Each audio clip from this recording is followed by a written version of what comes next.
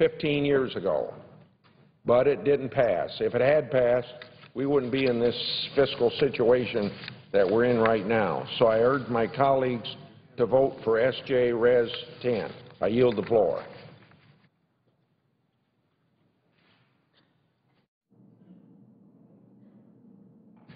Madam President. Senator from Utah. Madam President, in a short while, we will vote on 2 balanced budget amendments to the Constitution, or at least one of which will be a true balanced budget amendment.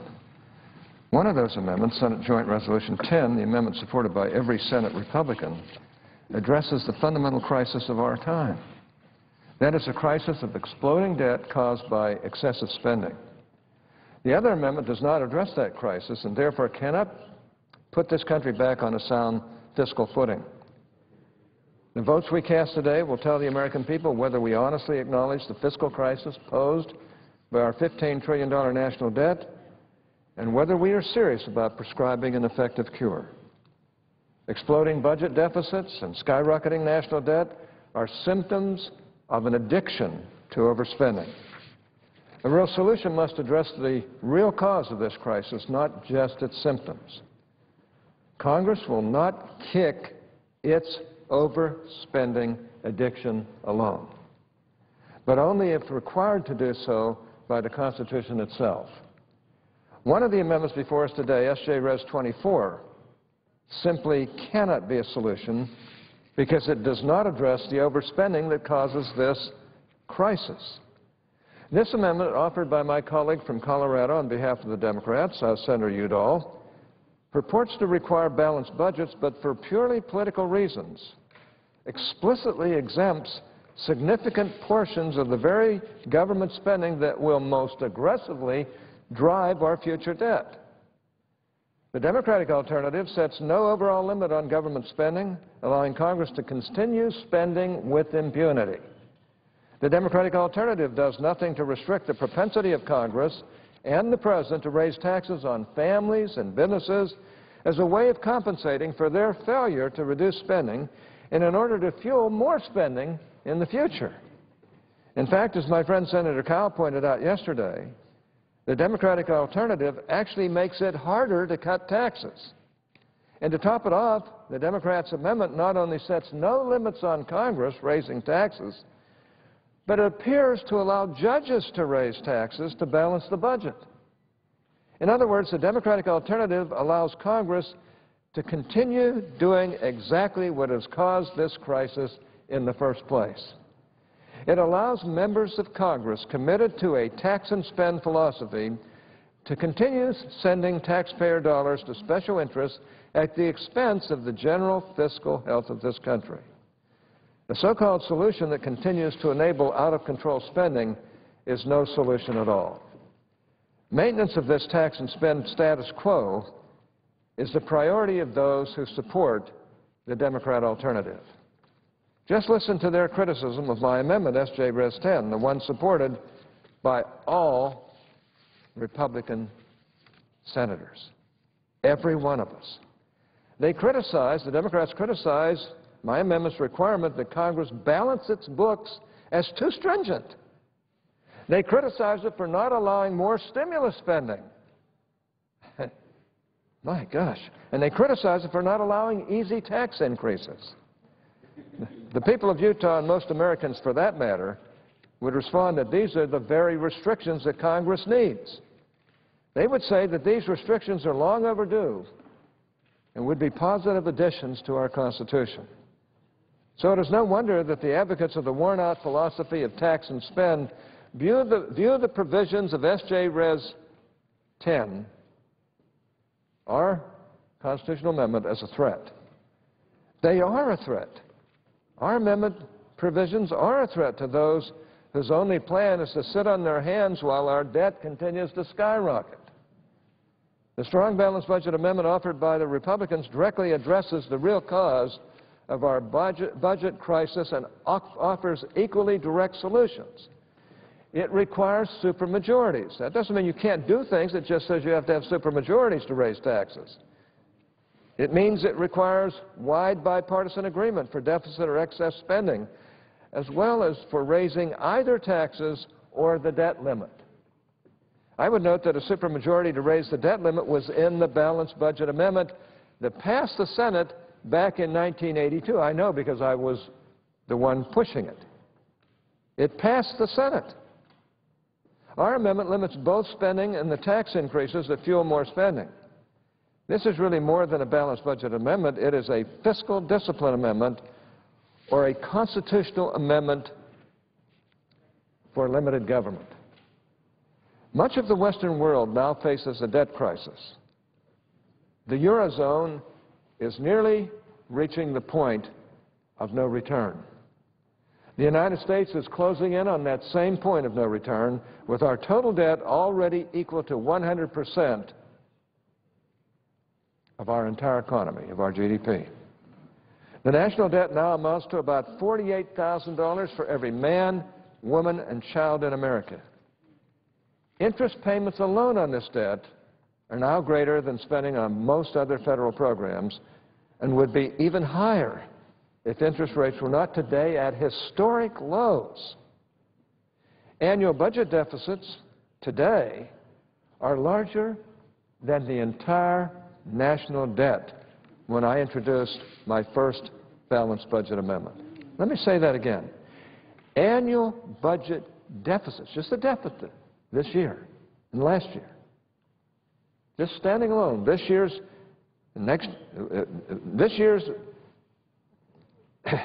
budget deficit and the annual budget deficits of this president are larger than the entire national debt when I first introduced the first balanced budget amendment in 1979, and 10 times higher than when the Senate last voted on a balanced budget amendment in 1997.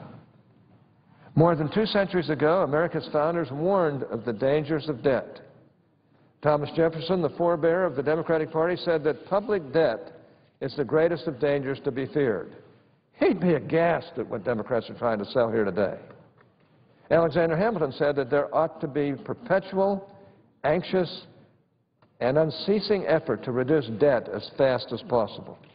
And John Adams said that the experience of other countries that accumulate debt should prevent us from doing so ourselves. He might as well have been speaking about Europe today. He'd be appalled at what we're doing around here. Watching the failure of Congress and the President to get spending and debt under control, these founding fathers must be turning over in their graves. And I believe that we continue to reject their wisdom at our peril.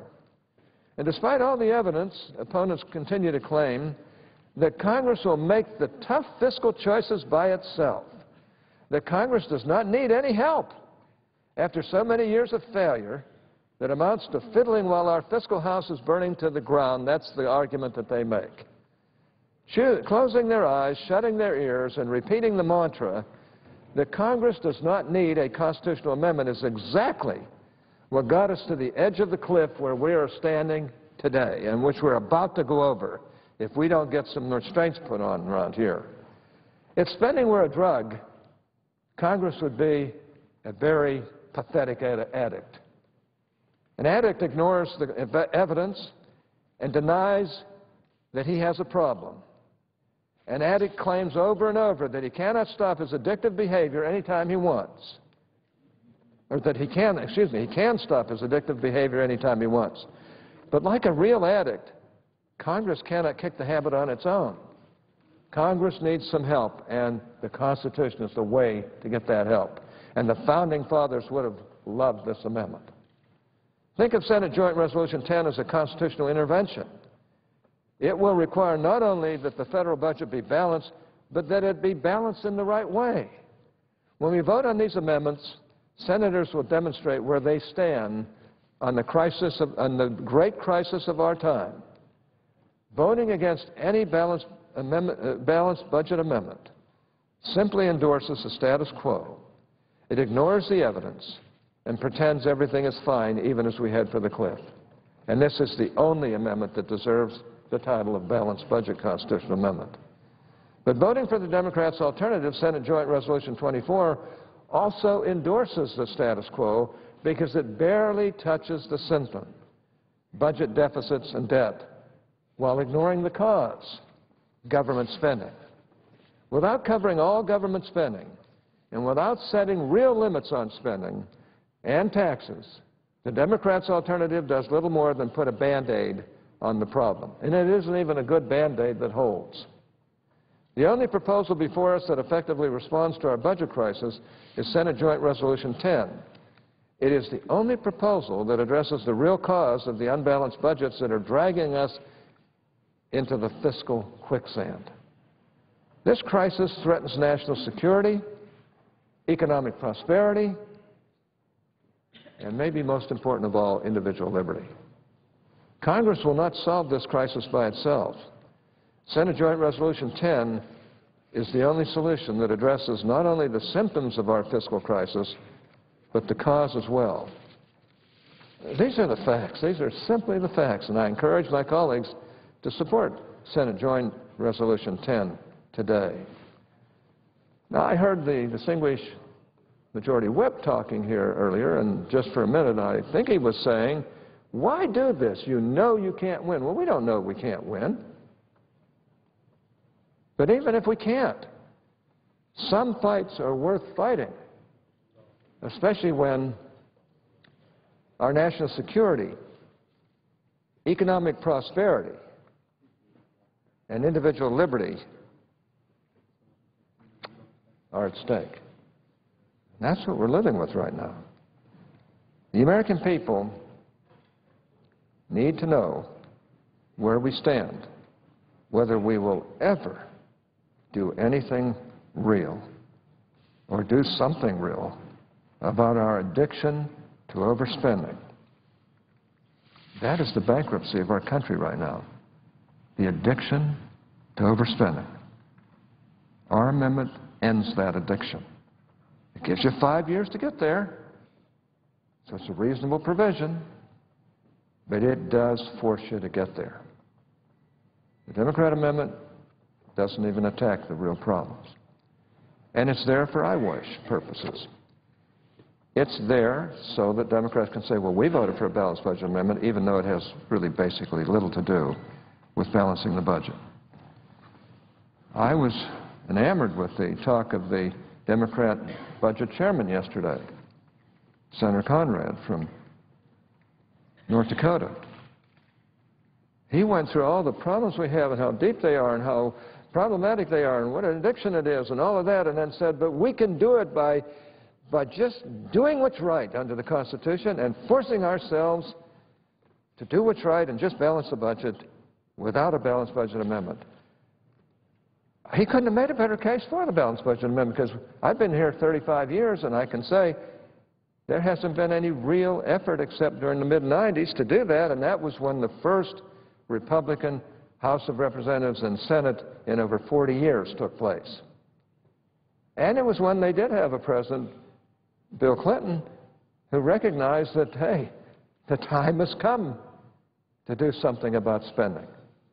And I've got to give him credit for that, in contrast to our current president, who just demands more taxes and more spending all the time. There isn't anything or any person he wouldn't tax if he could get away with it, except those they call unable to pay any taxes at all, and nobody wants to tax them. Fact of the matter is, I think the distinguished Budget Committee chairman made a tremendous case for our amendment. Like I say, we've been going on too long, way too long. Back in 1997, we came within one vote of passing this amendment. Well, it was twice now. And remember, in '82, we actually passed the amendment, but Tip O'Neill and the Democrats killed it in the House at that time. But in 1997, we came within one vote. I actually had the votes as I walked to the floor, and then one of our weak-kneed Republicans, who was threatened by the unions, who had been high up on the endorsement list, who wanted to be seen every time we had a press conference on this, buckled and voted the other way, and we lost. Had we won that amendment in 1997, we wouldn't be in this colossal mess we're in today.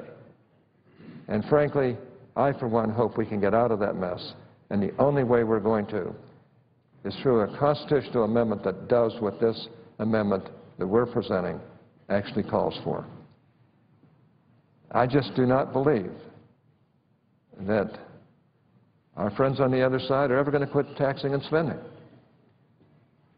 And I have 35 years to prove it, except when the first Republican Congress in over 40 years came into being and they had a president who worked with them. A Democrat president, by the way. I wish we had a Democrat president here who would work with us. He'd get on in history as one of the most popular presidents in history if he would do so. But no, he wants to tax and he wants to spend. And frankly, I'm fed up with it. And I think a lot of people are fed up with it. And the people out in the interlands are all fed up with it. And they realize we need to put some restraint on Congress that they have to live up to.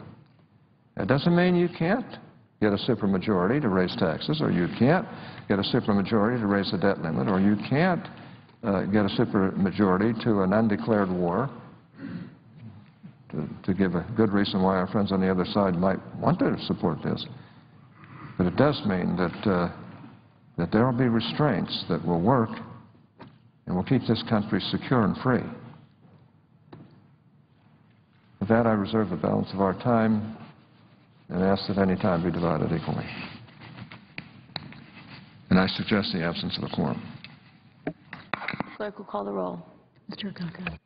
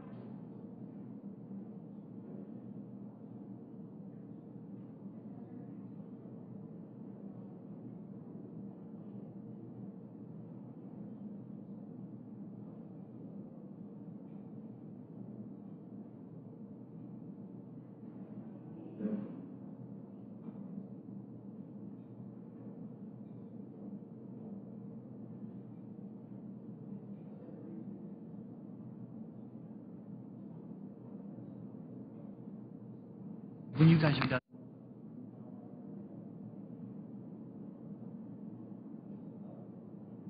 Madam President, Senator from Utah. I ask that the quorum call be dispensed with. Without objection. Madam President, I ask unanimous consent to reserve the balance of our time, but to permit the distinguished senator from Colorado to utilize his 5 minutes at this time. Without objection. Thank you.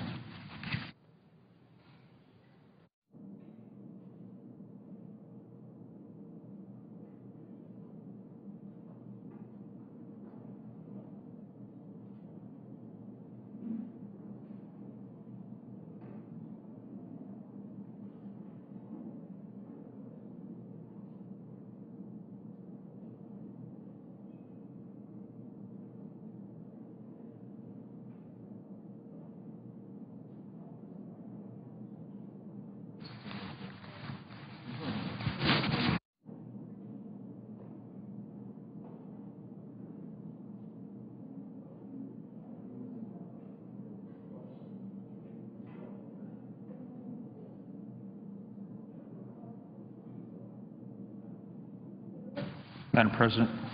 Senator from Colorado. Madam President, I'd ask unanimous consent that the quorum call be lifted. Without objection. We're not in a quorum call right now. The senator is recognized. Thank you, Madam President. I rise this morning to speak in favor of the legislation that I've authored to amend the United States Constitution to require that Congress, on behalf of the American people, balance the federal budget. Yesterday I spoke about the merits of a balanced budget amendment, and I appreciate the debate that's occurred here on the Senate floor, which was in the best traditions of the Senate. And I particularly have enjoyed hearing Senator Hatch's point of view. I think we have some disagreements about how we implement a balanced budget amendment, but we both agree that we need to put the federal government's finances in balance. And perhaps if we are both fall short today in these important votes, we can go back and work together in the best tradition of Senator Hatch and Senator Simon. Senator Simon on our side was a strong proponent in the 90s of a balanced budget amendment. Senator Hatch referenced those efforts then. Let me quickly summarize my arguments for why we need a balanced budget amendment. I start out with thinking about Coloradans and the common sense they apply to their everyday finances. And there's a big dose of Colorado common sense in my proposal. It's aimed at finding common ground that both parties and a big majority of Americans can support. And it starts with, as I've said, a constitutional requirement to balance the budget. That's the heart of the issue. It's something that many of us agree on. But my proposal also asks us to avoid the mistakes of the last decade that's resulted in debt that's not only significant, but it's exploding. For example, it would prevent deficit-busting tax breaks for Americans who earn $1 million or more a year. Why should we continue to give additional tax breaks to the wealthiest among us during times when we're in these tough deficit situations? I would also create a Social Security lockbox to keep Congress from raiding the trust fund to hide the true size of our annual deficits. We've really been using the Social Security fund as a slush fund to remedy our budgeting problems. That would end. In sum, the proposal I brought forward is straightforward, it's simple, and upholds the principle we should pay for our government in a responsible manner. And I think, looking at the presiding officer in your home state, most Americans agree to that. Most New Yorkers do. Most Coloradans certainly do. So I also want to be clear there's some important differences between my approach and my dear friend Senator Hatch's approach, and we'll vote on his proposal today as well. Senator Hatch's proposal, this is in my estimation, goes far beyond balancing our books, and it's a balanced budget amendment only in part. And that is because it includes some unrealistic limitations on our government that could prevent us from securing the retirement of hardworking Americans, undermine our national defense, and send the United States back to a time before Social Security, Medicare, and a host of other important programs are put in place to protect our middle class, the true heart of our country. And even worse, it locks in some special interest tax breaks that really do nothing to grow our economy or create jobs. And it in effect, would turn the Constitution into a document that protects every special tax break that's been successfully lobbied over the years. And that's not really what our constituents, hardworking Americans, expect from a balanced budget amendment. So on the other hand, my approach is really straightforward. It requires us to pay for what we spend. It creates flexibility depending on the economic conditions that we face and the year in which we find ourselves. But it would lead to the erosion of seniors' retirement security, or it wouldn't lock in special interest tax breaks. So I say to all of my colleagues here today, it's time to put aside our political differences, check our ultimatums at the door, let's work across the aisle, and challenge ourselves to put our country first through balancing the budget. Our debt is $15 trillion, and it's growing. And the bipartisan co-chairman of President Obama's commission on the debt have called our debt a cancer, and the former chairman of the Joint Chiefs of Staff, Admiral Mullen, has said that it's the single biggest threat to our national security. It's clear that it's time to act. We've run out of time to act. So as I close, Madam President, I just want to say the American people have demanded that we get our fiscal house in order. As usual, there are a few steps ahead of us, and it's now time for us in the Congress to catch up. So I'm asking my colleagues of both parties and both chambers to support my proposal. This is the right thing to do. It'll enhance our economic security. It'll ensure that we keep faith with our children. We shouldn't pass off this unsustainable debt to our children. Madam President, I thank you for your attention, and I urge my colleagues to support this important proposal. Madam President, I yield the floor.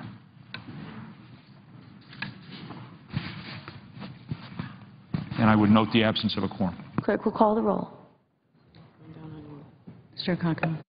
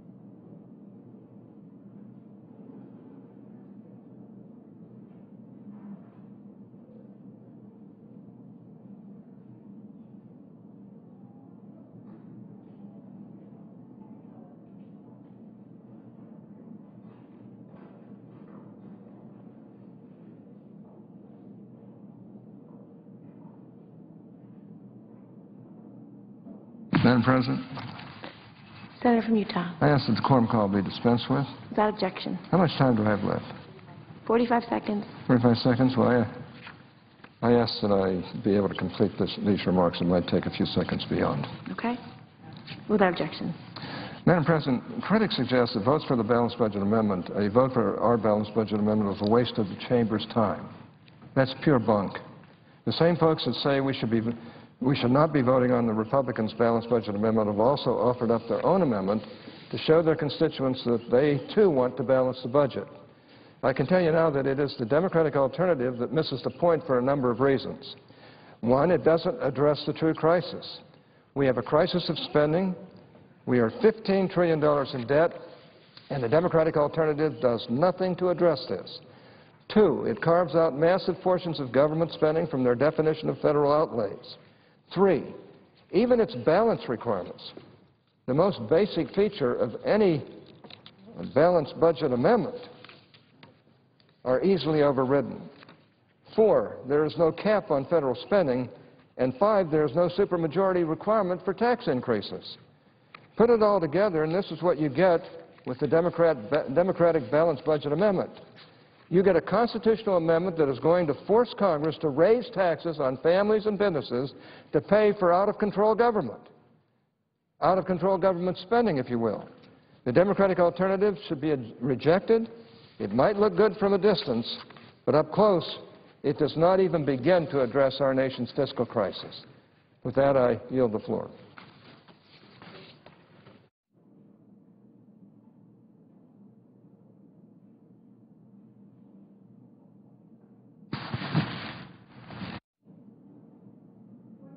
Closed. Under the previous order, the Senate will resume the en bloc consideration of S.J.Res.10 and S.J.Res.24, which the clerk will report. S.J.Res.24, proposing a balanced budget amendment to the Constitution of the United States. S.J.Res.10, proposing a balanced budget amendment to the Constitution of the United States. Under the previous order, there are now 5 minutes of debate equally divided prior to votes on passage of the measures. Madam President. Republican leader. Yesterday and today, my Republican colleagues here in the Senate have been coming to the floor one after another to deliver a simple, urgent message one that I hear every time I'm home in Kentucky.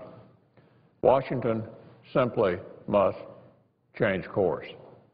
The spending spree must end. We must put our nation's fiscal house in order before it's too late. Now, this isn't a partisan message. Everyone recognizes that both parties played a role in getting us to this point. But let's be clear. Republicans are the only ones in Congress right now who are attempting to do something meaningful about fiscal restraint.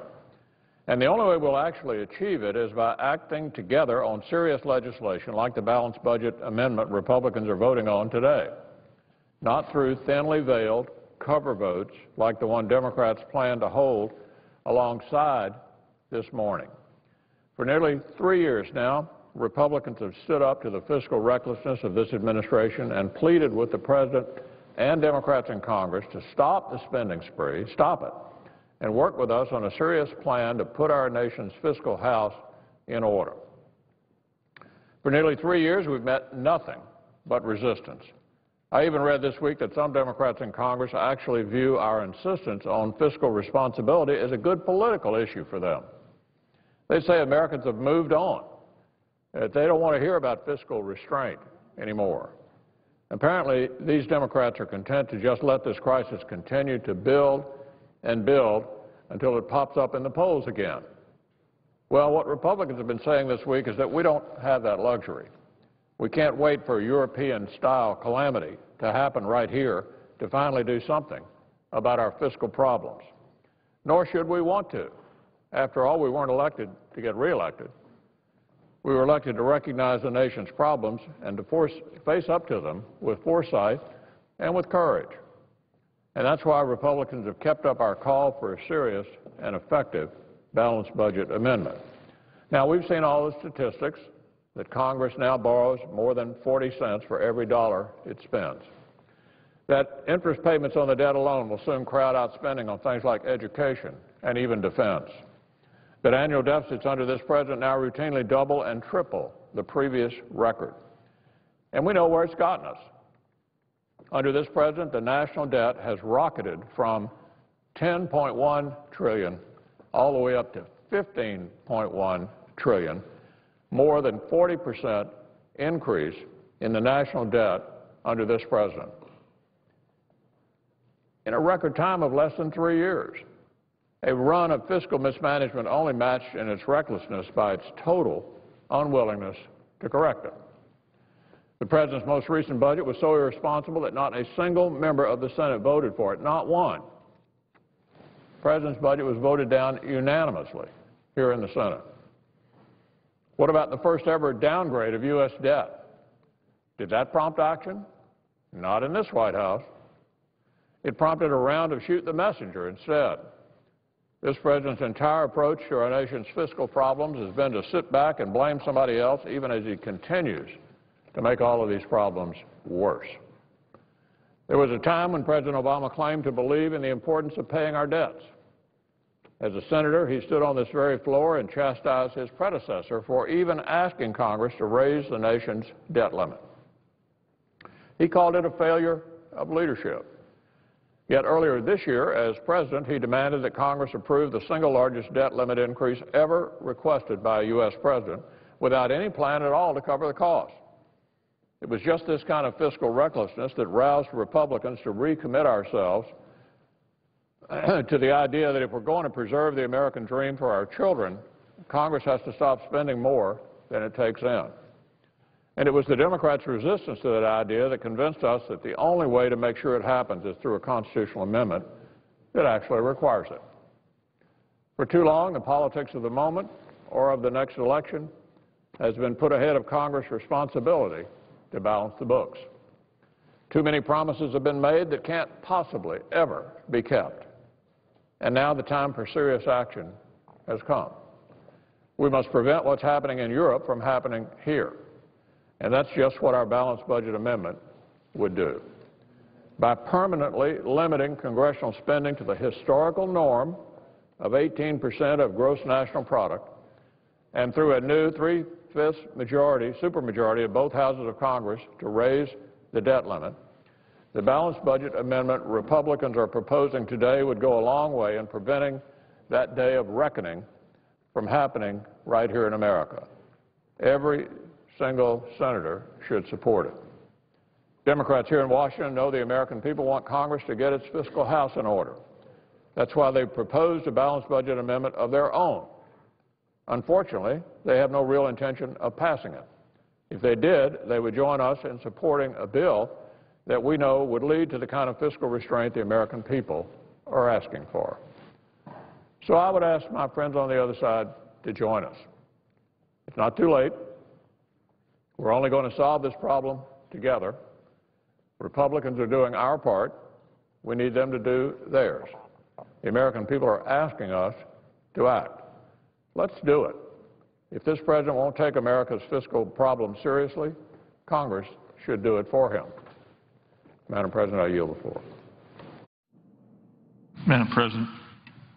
Senator from Colorado. Madam President, as I rise to ask for the yeas and nays on my amendment, I just want to point out that my amendment isn't a cover amendment. It includes many of the principles and provisions that the House considered in a balanced budget amendment that they just voted on recently, and it also includes many of the provisions and principles that this body in the 90s considered when Paul Simon and Senator Hatch and many others led on a balanced budget amendment proposal.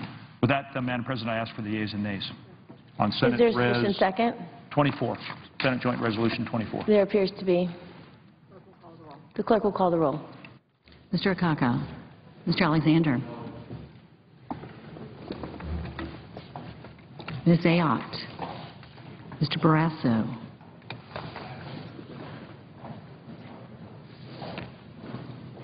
Mr. Baucus. Mr. Beckidge. Mr. Bennett. Mr. Bingaman.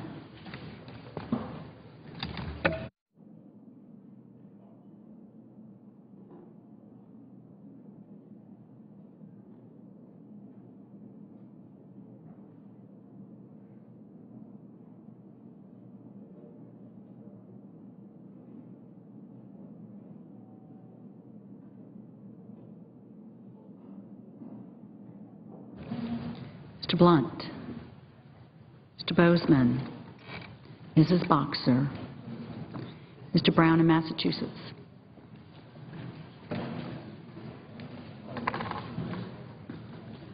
Mr. Brown of Ohio, Mr. Burr, Ms. Cantwell, Mr. Cardin, Mr. Carper,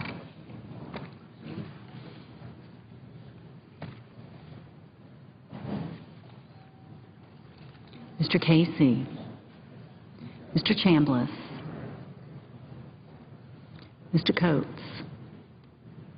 Mr. Coburn, Mr. Cochran, Ms. Collins, Mr. Conrad, Mr. Coons, Mr. Corker, Mr. Cornyn, Mr. Crapo,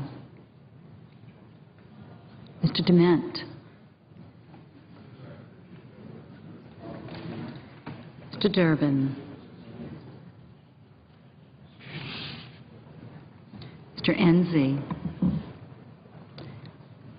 Mrs. Feinstein, Mr. Franken, Mrs. Gillibrand,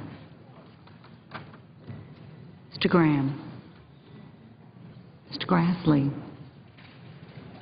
Mrs. Hagan, Mr. Harkin, Mr. Hatch, Mr. Heller, Mr. Hoven, Mrs. Hutchison, Mr. Inhofe, Mr. Noe, Mr. Isaacson, Mr. Joe Hands, Mr. Johnson of Wisconsin, Mr. Johnson of South Dakota, Mr. Kerry, Mr. Kirk,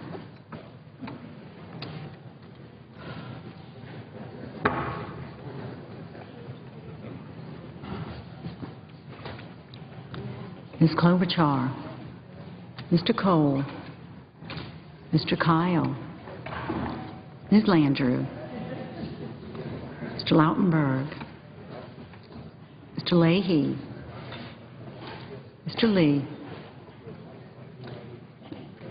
Mr. Levin. Mr. Lieberman. Mr. Lugar.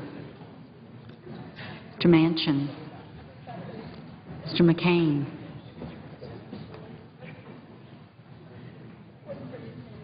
Mrs. McCaskill.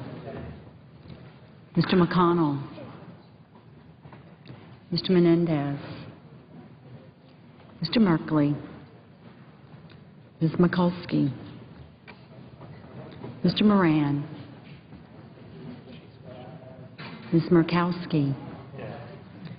Mrs. Murray. Mr. Nelson of Nebraska. Mr. Nelson of Florida. Mr. Paul. Mr. Portman. Yes, it is.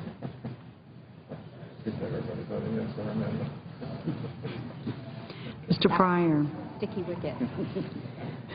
Mr. Reed of Rhode Island. Mr. Reed of Nevada. Mr. Risch. Mr. Roberts.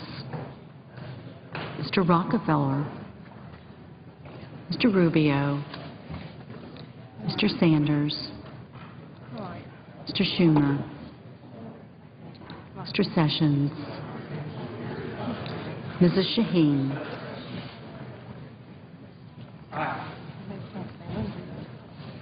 Mr. Shelby. Ms. Snow. Ms. Stabenow.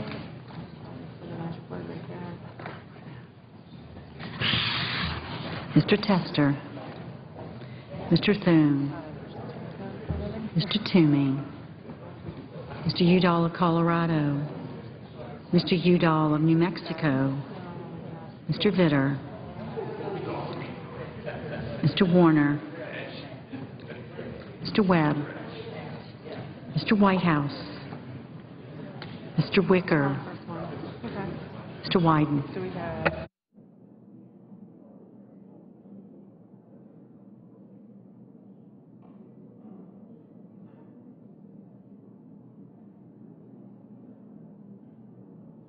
Senators voting in the affirmative: Baucus, Casey, Udall of Colorado, and Wyden. Senators voting in the negative: Alexander, Burr, Chambliss, Durbin, Hatch, Joe Hans, Vitter, and Whitehouse. Ms. Stabenow, aye. Mr. Kyle. Mr. Kyle, no.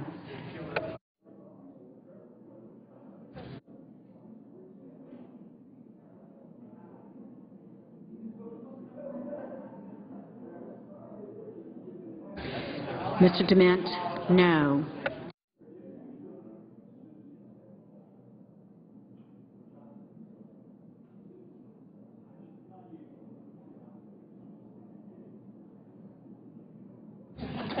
Mr. Crapo, no. Mr. Blunt, no.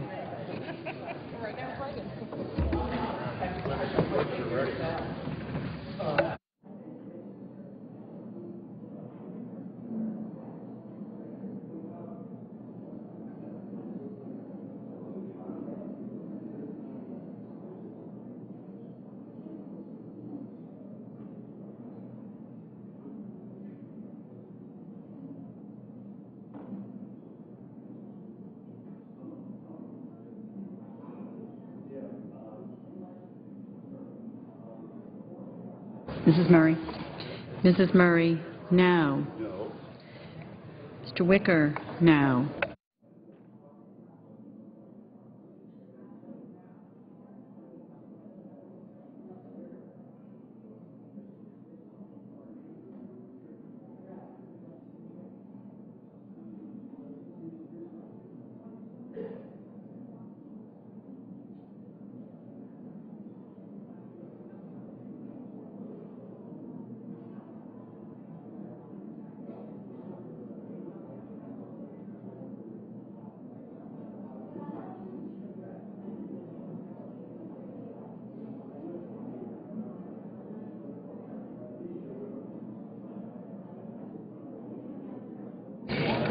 Mr. Beckich, aye.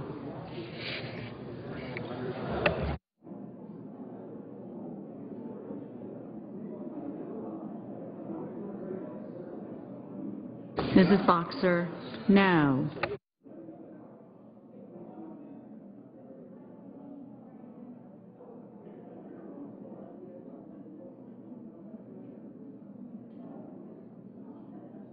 Mr. McConnell, no. Mr. Coates? Mr. Coates, no. Mr. Nelson of Florida, aye.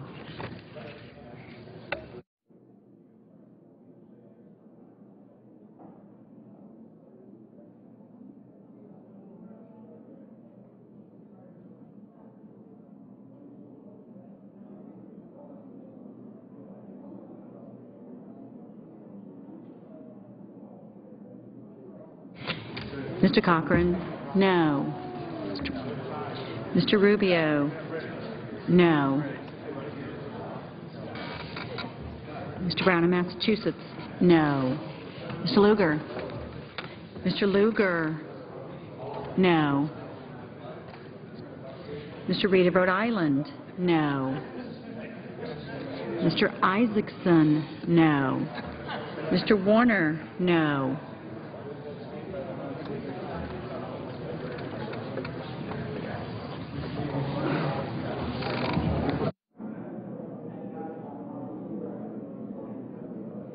Mr. Conrad, no.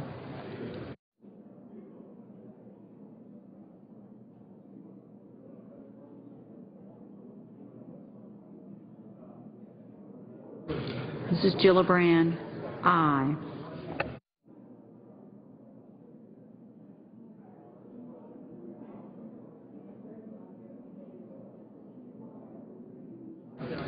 Mr. Graham, no. Mr. Bingaman? Mr. Bingaman, no. Mrs. Hutchison? Mrs. Hutchison, no. Mr. Sessions? Mr. Sessions, no.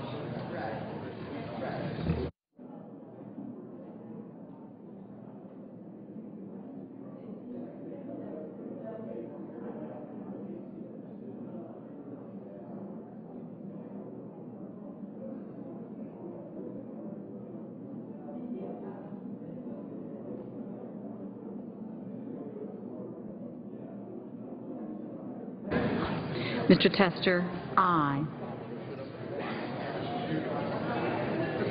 Mr. Lee? Mr. Lee, no.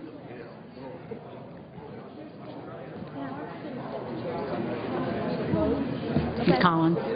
Ms. Collins, no. Mr. No Way, no.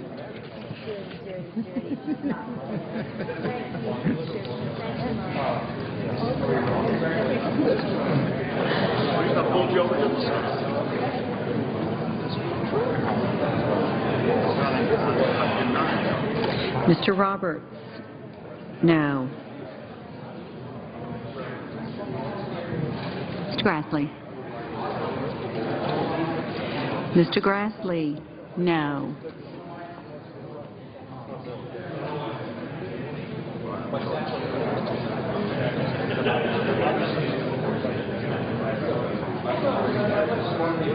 Mr. Sanders, no. Mr. Inhofe, no. Mr. Coburn, no. Mr. Johnson of South Dakota, no. Ms. Ayotte, no.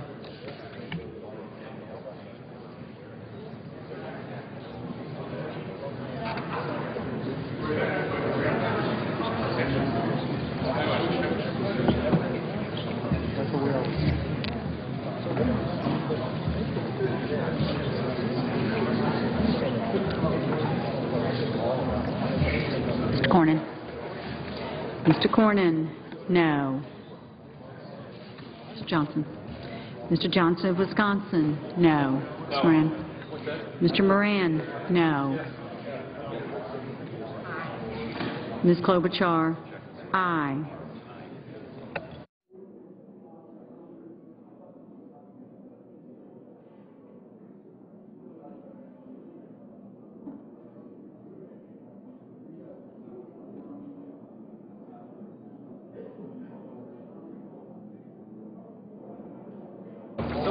Mr. Levin? No.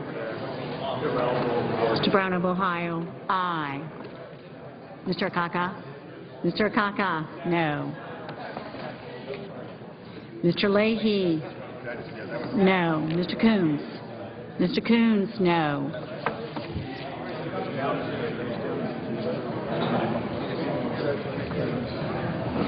Mr. Corker? No. Mr. Bozeman? No.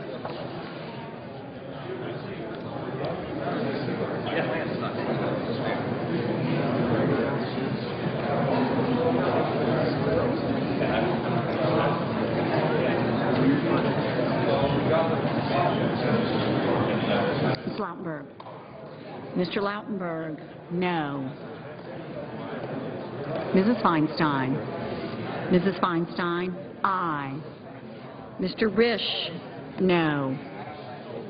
Mr. Udall of New Mexico? No. Mr. Lieberman? No. Mr. Merkley? No.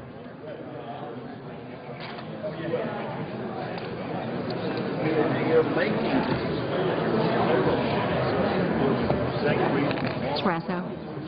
Mr. Barrasso? No. Mr. Hoven? Mr. Hoven? No.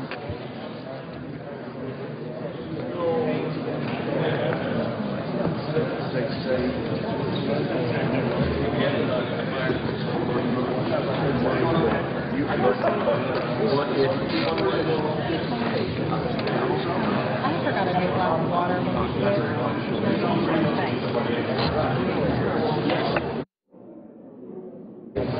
Mr. Kirk? No.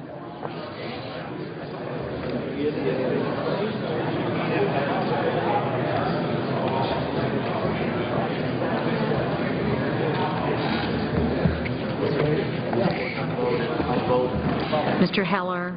Aye.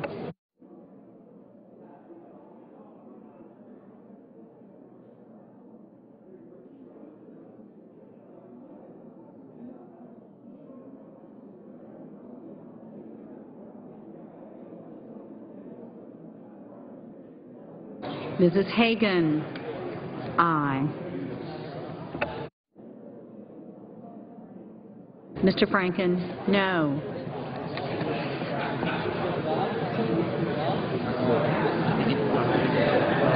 Mr. Paul? No. Mr. Shelby? No. Mr. McCain? No. Mr. Carey? Mr. Carey? No. Mr. Toomey? No. Mr. Pryor? Mr. Pryor? No.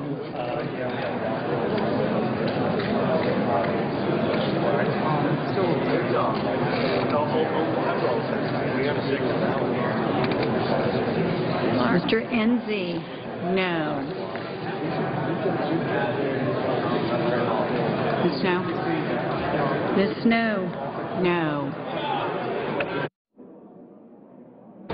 Mr. Cole? Aye. Mr. Webb? Mr. Webb? No.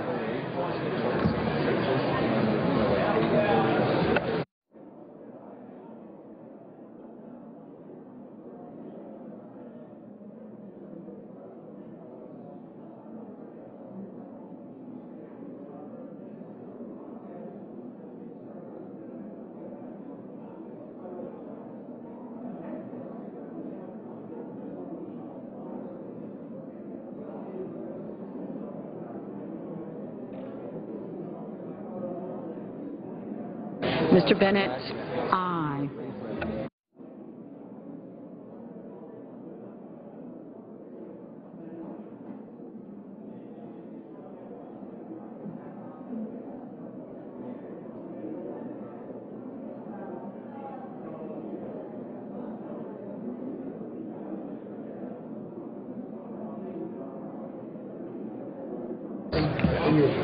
Mr. Menendez? No. No.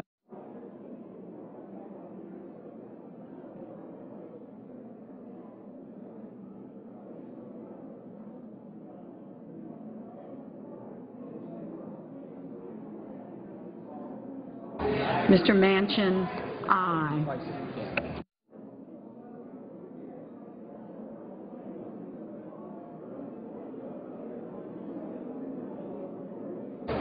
Mr. Thune, no. Mr. Nelson, Nebraska, aye. Mr. Cardin, no.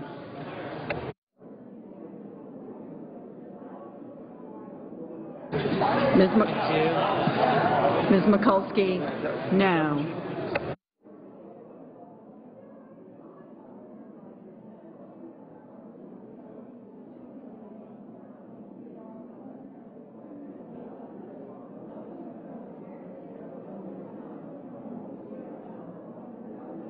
Mrs. Shaheen, no.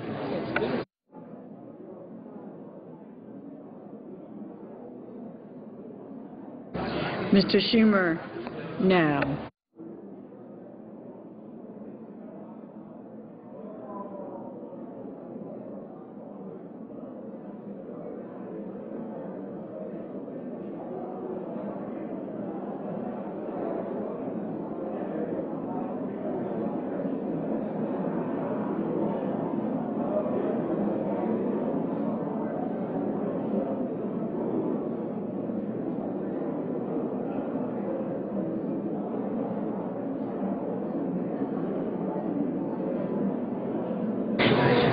Mr. Harkin, no.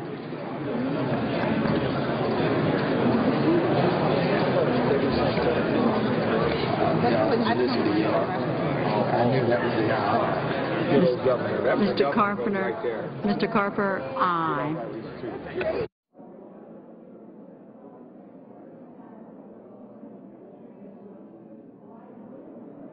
Mrs. McCaskill, aye.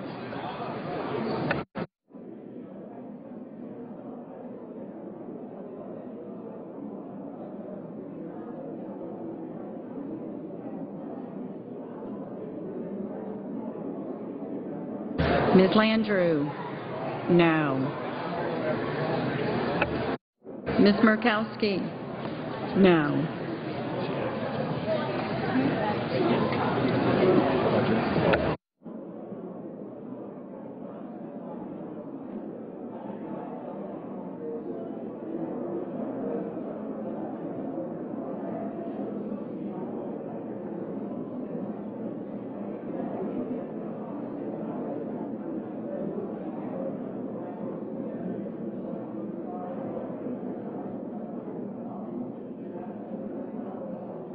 Ms. Cantwell, no.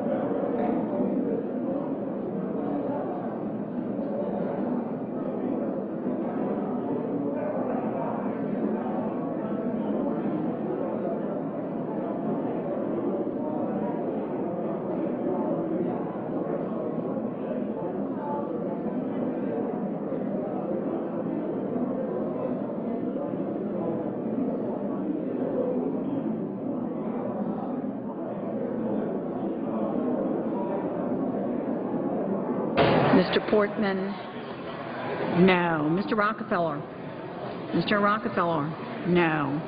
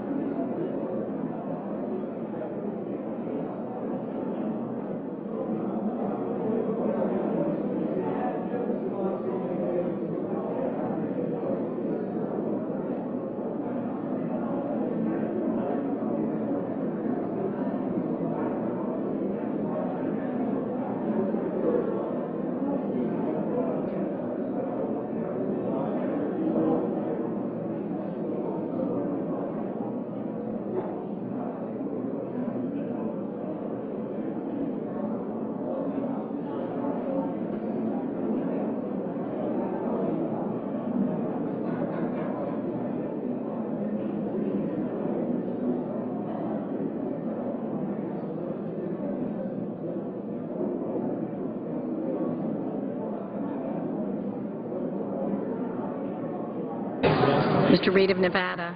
No.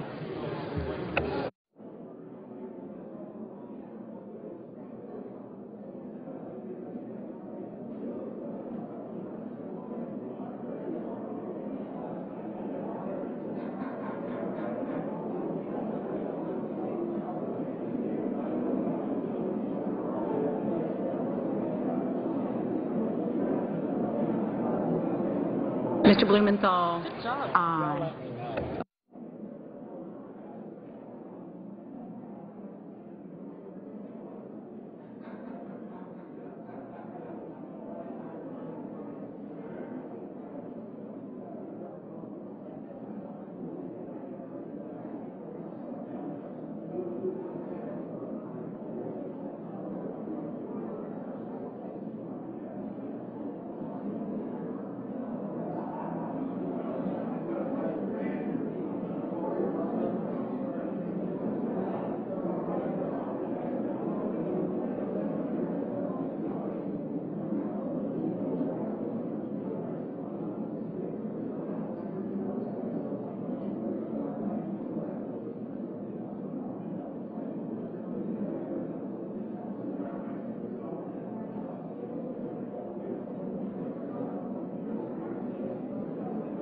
Any senator wishing to vote or change their vote? If not, the yeas are 21, the nays are 79. Two-thirds of the Senate voting, not having voted in the affirmative, the joint resolution is not passed. Under the previous order, there will now be 2 minutes of debate equally divided prior to a vote on Senate S.J.Res.10. Okay.